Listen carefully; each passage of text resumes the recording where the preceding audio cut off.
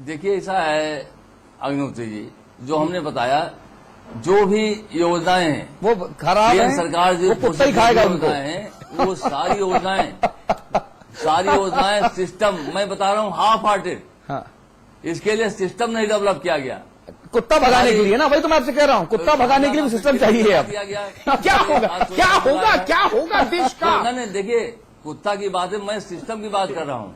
एक और योजना, सिस्टम जब तक सिस्टम जो है सही तरीके से इवॉल्व नहीं किया जाएगा और योजनाओं को बिना सोचे समझे, बिना अगर माननीय अच्छा, यादव जी, कुत्ता भगाने के लिए चिंतन शिविर होगा क्या? चिंतन शिविर होगा क्या? इसके लिए कोर कमेटी बैठेगी कुत्ता भगाने के लिए? एक नया मंत्रालय गठन ये क्या बात है भाई? ये ठीक नहीं है व्यवहार।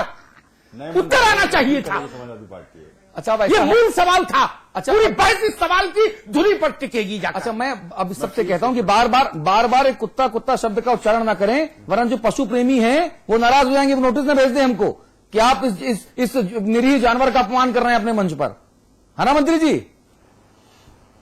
वैसे भी कुत्ता शब्द राजनीति में इन दिनों कुछ ज्यादा ही विवाद का विषय हो गया है। मैं बता रहा हूं, आप इसको गंभीरता से इसको देखिए। मेरा कहने का मतलब है, केंद्र सरकार कोई भी योजना लागू करती है, वो उसमें न सिस्टम डेवलप करती है, न उसमें। अरे मंत्री जी, आप कुत्ता तो भगा नहीं पा रहे, राष्ट्रीय सिस्टम की बात कर रहे हो। चला देते राजीव त्यागी जी, मनरेगा में देख लीजिए। जी राजीव त्यागी में देख लीजिए कि इसमें आप राजीव बोलिए। अतुल जी और अमिताभ अग्निहोत्री जी, आप बहुत सम्मान के पात्र हैं, बधाई के पात्र हैं कि आप इतना संवेदनशील मुद्दा लेकर के आज बैठे हुए। ये मुद्दा की बात करते करते मेरे रोंगटे खड़े हो रहे हैं कि हम राजनेता इतने संवेदन शून्य हो गए हैं कि हम लोग बाग मिड डे मील जैसी योजना पे केंद्र सरकार और राज्य सरकार पे ले आने का काम कर रहे हैं, आरोप प्रत्यारोप करने का काम कर रहे हैं। यादव जी से ये टिप्पणी सुनकर के मुझे इसलिए दुख ज्यादा हुआ कि वो सरकार में है। सरकार के लोगों की जिम्मेदारी किसी भी योजना को चलाने के लिए सबसे ज्यादा होती है। ये योजना या किसी भी देश की ब्रीड अगर आप बनाना चाहते हैं, उस देश को आगे लेना चाहते हैं, तो शिक्षा, चिकित्सा और अच्छा खाना जिससे कि कुपोषण ना हो। एक वयस्क महिला को, 19 से 30 साल की महिला को करीब 2400 कैलोरीज रोज चाहिए खाने के लिए। एक वयस्क पुरुष को जो रोज मेहनत करता है उसको 3000 कैलोरीज रोज की चाहिए खाने के लिए। अगर केंद्र सरकार उन लोगों को खाना देने का काम कर रही है, जो लोग बाग खाना नहीं उपलब्ध करा रहे, अपने परिवार को नहीं करा पा रहे, तो इसमें खोट क्या है? और मैं मंत्री से पूछना चाहूंगा कि जब मिड डे मील हो, चाहे वो केंद्र सरकार की योजना हो या प्रदेश सरकार की योजना हो, खाने की कोई भी योजना हो, क्या वो अपने बच्चों को, या हम लोग बाग जितने हैं पैनल के लोग बाग बैठे हैं, हम लोग बाग अपने बच्चों को क्या उस खाने को खिलाना पसंद करेंगे? यदि हम खिलाने को पसंद नहीं करेंगे तो समझ लीजिए हम लोग बाग नैतिक रूप से अपनी दायित्व को पूर्ण नहीं कर रहे हैं। और ये मैं अपने आपको संबोधित करता हूं आपसे। ठीक बात है मंत्री जी, ये सवाल बहुत लॉजिकल है। और कहना चाहूंगा अतुल जी, मंत्री जी से कहना चाहूंगा, मंत्री जी कह रहे हैं कि साहब हमें बनाने के लिए शेड नहीं है स्कूलों में, लैपटॉप बांटने के लिए एक टेंट वाला पूरे प्रदेश में जाएगा, टेंट लगाएगा, उसका बिल लगा करके पैसे लेगा। नहीं, और जितने के लैपटॉप नहीं, जितने के लैपटॉप नहीं, उससे ज्यादा टेंट का बिल आ रहा है। अरे सादा समारोह करिए, आपको राजनीतिक लाभ लेना लैपटॉप बांटने से, लेकिन लैपटॉप से भी इम्पोर्टेंट, लैपटॉप से भी महत्वपूर्ण खाना है, क्योंकि खाना जीवन देता है। अगर खाना नहीं है तो निश्चित रूप से लैपटॉप की कोई आवश्यकता नहीं है। हृदय नारायण दीक्षित जी, सवाल बहुत महत्वपूर्ण ये है, सवाल गंभीरता का है कि केंद्र ने अगर आपको पैसे दिए और आप उसका क्रियान्वयन ठीक से नहीं कर पा रहे, कुत्ता नहीं भगा पा रहे, तो ये आपकी जिम्मेदारी है ना भाई। सवाल ये महत्वपूर्ण है, आप कब तक केंद्र सरकार को कोसते रहेंगे? केंद्र सरकार को कोसना अपनी जगह है राजनीतिक कारणों से, लेकिन यह एक बहुत जिम्मेदारी भरा मामला है। जो विषय आपके प्रतिष्ठित चैनल ने उठाया है, राज्य सरकार की तरफ से माननीय मंत्री जी का जो उत्तर आ रहा है वो बड़ा दयनीय है और बड़ा हास्यास्पद भी है। दयनीय ज्यादा कहना ठीक रहेगा। हमारा आपके चैनल के माध्यम से ये निवेदन है कि राज्य सरकार को गंभीरतापूर्वक विचार करना चाहिए, जिलाधिकारियों को जवाबदेह बनाना चाहिए और जनपद के सीडीओ को, बेसिक शिक्षा अधिकारी को, क्षेत्र के एसडीएम्स को यह जिम्मेदारी कम से कम अब तो राज्य सरकार डाल दे उनके ऊपर कि विद्यालयों में वो नियमित रूप से, साप्ताहिक रूप से 15 दिन के भीतर कुछ अधिकारी जल्दी कुछ अधिकारी 15 दिन के भीतर लगातार पर्यवेक्षण करें, लगातार निरीक्षण करें और ये भी देखें कि चावल का है कैसा है, गेहूं कैसा है, तेल कहां से आ रहा है, तेल कहां चला जा रहा है। अगर सरकार इस प्रकार की कोई व्यवस्था बना सके तो उत्तम होगा, लेकिन चूंकि उत्तर प्रदेश की सरकार और उसके मुखिया और समाजवादी पार्टी के प्रमुख पूरी तौर पर इस समय चुनाव के मूड में है, इस तरह की मानवीय संवेदनाओं से जुड़ी योजनाओं के बारे में, उत्तर प्रदेश के किसी भी ठोस कार्य के बारे में समाजवादी पार्टी और उसकी सरकार की कोई दृष्टि नहीं। इस समय निगाह केवल चुनाव पर है। अगर इस संवेदनशील विषय को, जैसा आप लोगों ने उठाया, बहुत कायदे से आपके चैनल ने उठाया, बार बार बधाई, सरकार को चाहिए कि नए सिरे से निरीक्षण की व्यवस्था करे और हम समझते हैं कि इसमें से कुछ चीजें ठीक हो सकती हैं। नहीं, सरकार को निरीक्षण ना, सरकार निरीक्षण आजकल सिर्फ यादवों और मुसलमानों का ही कर रही है और यहां वहां थोड़े बहुत पंडित जुगाड़ लें तो निरीक्षण में काम आ जाए। प्रकाश पंत साहब, फाइनल कमेंट। मैं तो इंतजार कर रहा था कि कुर्सी खाली थी माननीय मंत्री जी की, और माननीय मंत्री जी आकर के संभवतः ये घोषणा करते कि जो विद्यालय में ऐसी अनियमितता पाई गई है उस विद्यालय के लिए जवाबदेह बनाया जाएगा और जिम्मेदारी तय करके खिलाफ में कार्रवाई होगी। लेकिन यहाँ तो बात ठीक उलट हो गई। अच्छा ये होता कि इसमें केंद्र सरकार के माध्यम से दी जाने वाली धनराशि से, एफसीआई के माध्यम से प्राप्त होने वाली खाद्यान्न और उसके साथ साथ राज्य सरकार जो उपलब्ध कराती है उसकी मॉनिटरिंग, जो पंच स्तरीय जो हमारी मॉनिटरिंग व्यवस्था है, उस व्यवस्था को सुव्यवस्थित करने का काम राज्य सरकार करे।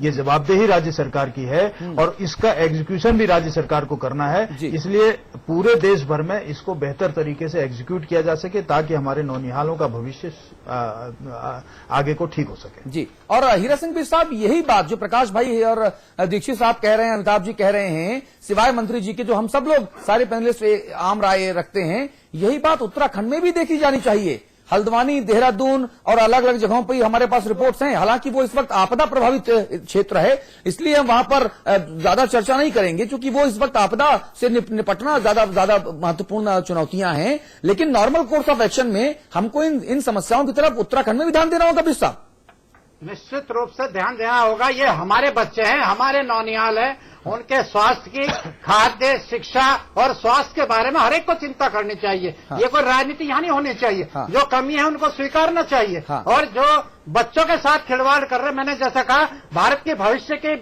पीढ़ी के साथ खिलवाड़ कर रहे, वो बख्शने लायक नहीं है। कहीं ना कहीं जिम्मेदारी एसडीएम, डीएम, बेसिक शिक्षा अधिकारी और हम जनप्रतिनिधि को भी है। हमको सामूहिक प्रयास करके इसमें जहाँ कमियां दूर करनी चाहिए। एक बहुत महत्वाकांक्षी योजना है। मैंने कहा देश के 12 करोड़ बच्चों का भविष्य इससे जुड़ा, इससे खिलवाड़ नहीं होना चाहिए। जी, मंत्री जी, जो बातें आपने पहले कही, रटा रटाया टेप रिकॉर्ड ना बजाएं। खैर, सीडी रिकॉर्ड आजकल चल रहा है, रटा रटाया सीडी रिकॉर्ड ना बजाएं। कुछ और नई बात अगर कहें तो फाइनल कमेंट 1 मिनट आपके पास है मेरे लिए। नहीं, हाँ, देखिए ऐसा है अतुल जी कि हमारे सरकार ने, माननीय मुख्यमंत्री जी ने इसलिए गंभीरता से लिया है मिड डे मील योजना को, और इसलिए अच्छे पात्र जो संस्था है उसको 11 जिलों में दे दिया गया है और इसका शुभारंभ। अरे भाई, अगर केंद्र की योजनाएं 2 कौड़ी की है तो आपके मुख्यमंत्री ने गंभीरता से काहे लिया? पूरे प्रदेश में लागू किया जाएगा और आप जो है, आप 11 जिलों में शुरू हो गया, आप वहां पता कर लीजिए। तो नहीं, मंत्री जी, आपने कहा कि केंद्र की योजनाएं बेकार हैं, तो फिर आपके मुख्यमंत्री ने गंभीरता से क्यों लिया? बस मुझे बता दीजिए आप। नहीं, योजनाएं नहीं बेकार है, योजनाओं को सिस्टम से लागू नहीं किया जा रहा है। तो लागू करना तो आपका काम है। योजना लागू भाई साहब, लागू करना तो मुख्यमंत्री का काम है। वो सिस्टम, उसके लिए जो सिस्टम है, उसके लिए जो प्लानिंग है वो नहीं। जय हो आपका सिस्टम, अब बनाएंगे। जय हो आपका सिस्टम महाराज ने अच्छे पात्र जो है संस्था को दिया है, जिसके पास इंफ्रास्ट्रक्चर है, एक सिस्टम है, प्लानिंग है, और उसमें देख लीजिए 11 जिलों में स्टार्ट हो गया है। आप 11 जिलों में जाइए। जी, ठीक है, और उनकी समीक्षा करेंगे तो मिलेंगे। ठीक है, ठीक है। 11 मतलब 11 जिलों में कुत्ते भगाने वाले लोग हैं आपके पास।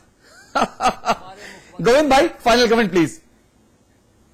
मंत्री जी, बहुत देर बाद मंत्री जी ने कुछ बोला, लेकिन उसमें भी उनसे चूक हो गई। जिन 11 जिलों में उन्होंने योजना शुरू करने की बात की है, निश्चित रूप से उसका स्वागत किया जाना चाहिए। वो एक अच्छा काम है। कर्नाटक की शैली में उत्तर प्रदेश में अक्षय पात्र योजना को शुरू किया गया है। इस्कॉन के नेतृत्व में वो चलाई जाएगी और उसमें सामूहिक रूप से भोजन बनेगा, लेकिन वो योजना अभी शुरू नहीं हुई है। हाँ। उसका शिलान्यास अभी हुआ है, अभी उसका काम मतलब योजना बन रही है, कब से वो लागू होगी इसमें अभी विलंब है। तो मंत्री जी का ये जो आखिरी एक उनके मुंह से अच्छी बात निकली थी, उसमें भी तथ्यात्मक गड़बड़ी थी। लेकिन उत्तर प्रदेश जैसे राज्य में जहां अच्छी बड़ी संख्या स्कूलों में बच्चों की है, अगर जो तमिलनाडु का मॉडल है जहां कम से कम 3 लोग होते हैं, एक भोजन पकाने वाला, एक उसका सहायक और एक कोऑर्डिनेटर, इस तरह की कोई व्यवस्था हो सके, एक आदमी के बस का ये काम नहीं है, बहुत बड़ी जिम्मेदारी का काम है और कोई इंफ्रास्ट्रक्चर नहीं है। तो सरकार को, चाहे कोई भी सरकार हो, उसको अपनी पहली प्राथमिकता जो इंफ्रास्ट्रक्चर है, कम से कम जो रसोई घर है और सामान जो अनाज और बाकी चीजों को रखने की जो जगह है, उसकी व्यवस्था ठीक हो सके, इस पर ध्यान देना चाहिए। तब शायद आगे ये योजना किसी तरह से थोड़ा इसमें बेहतरी हो सके। अमिताभ जी सिर्फ 1 मिनट में संवाद की टिप्पणी प्लीज। देखिए, सारी बहस इस तरह की जितनी योजनाएं हैं ना, इनका एक प्रामाणिक उपाय मेरे दिमाग में एक ही आता है। तमिलनाडु में एक जिला है सेलम, वहां के सरकारी प्राइमरी स्कूल में वहां के कलेक्टर ने अपनी बिटिया का एडमिशन कराया, सब स्थिति सुधर गई, सब स्थिति सुधर गई। बहुत अच्छी बात। ये क्यों नहीं हो सकता? उस इलाके का मंत्री, विधायक, सांसद, जिला पंचायत का अध्यक्ष, कलेक्टर, कप्तान और तहसीलदार, इनके बच्चे सरकारी स्कूल में पढ़े। क्यों नहीं हम ये नैतिक प्रतिमान रखते हैं सामने? ठीक बात। फिर मैं देखूंगा कहां कुत्ता खा रहा है मिड डे मील। यही योजनाएं दौड़ने लगेंगी, लेकिन जब तक आप लोग अपने ड्राइवर को ठेका दिलवाने की जुगाड़ लगाएंगे, अपने गनर को व्यवसायी बना के उतार देंगे मिड डे मील खाने के लिए, तब तक कुत्ता मिड डे मील खाएगा और बच्चे कंधों पर जाएंगे। मैं इतने कड़े शब्द का इस्तेमाल नहीं करना चाहता, लेकिन जो लोग इस पाप में शामिल हैं मिड डे मील के, वो गाय की हत्या कर रहे हैं। अगर वेदों में गाय की हत्या को सबसे बड़ा पाप बताया गया है, इसलिए मैं उसकी तुलना करता हूं। ये गौ हत्या है, वो गौमांस खा रहे हैं जो लोग मिड डे मील से पैसा कमा रहे हैं और जहर परोस रहे हैं बच्चों को। हम इस लड़ाई में उलझेंगे कि केंद्र और राज्य 5 स्तरीय मॉनिटरिंग की व्यवस्था है और अंतिम चरण उसका बताया गया है कि राज्य के बड़े अधिकारी औचक निरीक्षण लगातार करेंगे। कितने अधिकारी जाते हैं प्राइमरी स्कूल में निरीक्षण करने? कमिश्नर रैंक का कोई अधिकारी कभी गया क्या प्रकाश भाई? सचिव स्तर का कोई अधिकारी गया क्या दीक्षित जी? 50 वर्ष से आप राजनीति में हैं, मंत्री रहे हैं, बताइए कभी कोई गया उत्तर प्रदेश में? हीरा सिंह जी, आधी सदी हो गई राजनीति को देखते हुए, बताइए कभी मुख्य सचिव गया किसी प्राथमिक पाठशाला में और उसने हाथ में रोटी लेके देखी? ये आपकी आंख का पानी खत्म हो गया है। मैं फिर कहूंगा, इसी पंक्ति पर खत्म करूंगा, जो लोग बच्चों के खाने में भ्रष्टाचार का जहर घोल रहे हैं, वो गाय का मांस खा रहे हैं। याद रखिएगा, इससे बड़ा पाप कोई हो नहीं सकता, बच्चा और वो भी गरीब का। भगवान आपको क्षमा नहीं करेगा। ये ऐसा पाप है जिसकी क्षमा नहीं हो सकती, जिसका प्रायश्चित भी नहीं हो सकता। जी, बहुत बहुत धन्यवाद। और ऐसा गड़बड़ काम करने वालों को, ऐसा वारदात को अंजाम देने वालों को अगर अखिलेश यादव जी, आपकी सरकार दंडित नहीं कर सकती, विजय बहुगुणा जी, अगर आपकी सरकार उनको उनके किए की सजा नहीं दे सकती, तो आप ये मान लीजिए ये अंधेरगर्दी यूं ही चलती रहेगी।